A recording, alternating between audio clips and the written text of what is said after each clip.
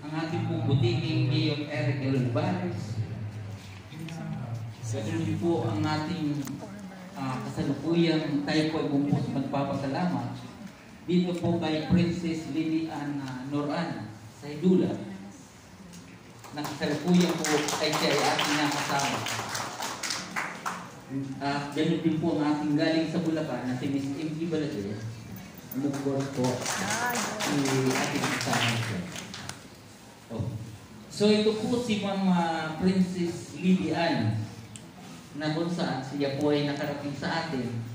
Galing pa rin po siya doon sa lalawigan ng Bulacan, sa lugar po ng Malolos. At siya po ay nakarating ngayong gabi. Opo.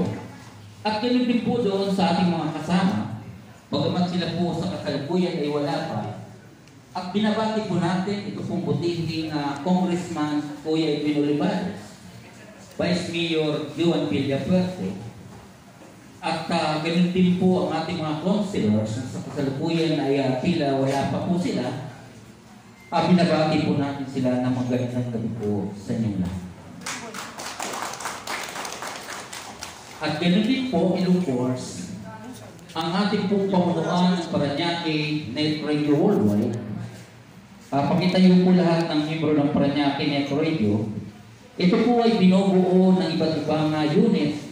Ganun din po ng iba't ibang program na kung saan sa kasalukuyan sila po ay mag-uutigin sa ilalim po ni Mayor Eric Olivares.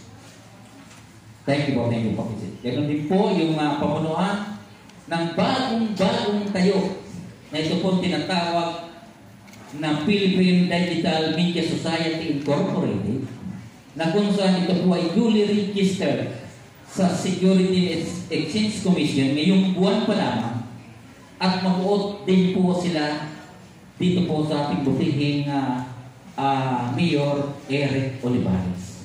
At ganoon din po sa papasok na bagong pamunuan ng Parañaque Net Radio Worldwide sa pamuna po ng ating magiging presidente, the newly installed president, no other than Mr. Gerald Laban.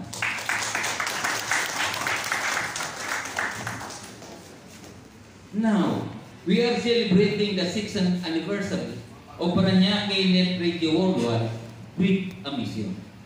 Based on our 1987 Constitution, Article 2, Declaration of Principles, Statement Policies, Section 23.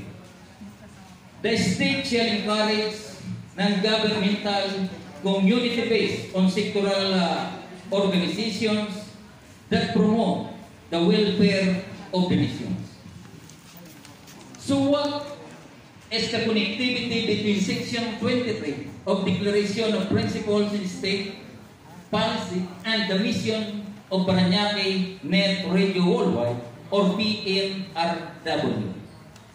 Very clear, the words promote the welfare of the nation and to promote the responsible reporting in the city of Parañaque and a short interpretation what we are and we are a Pilipino.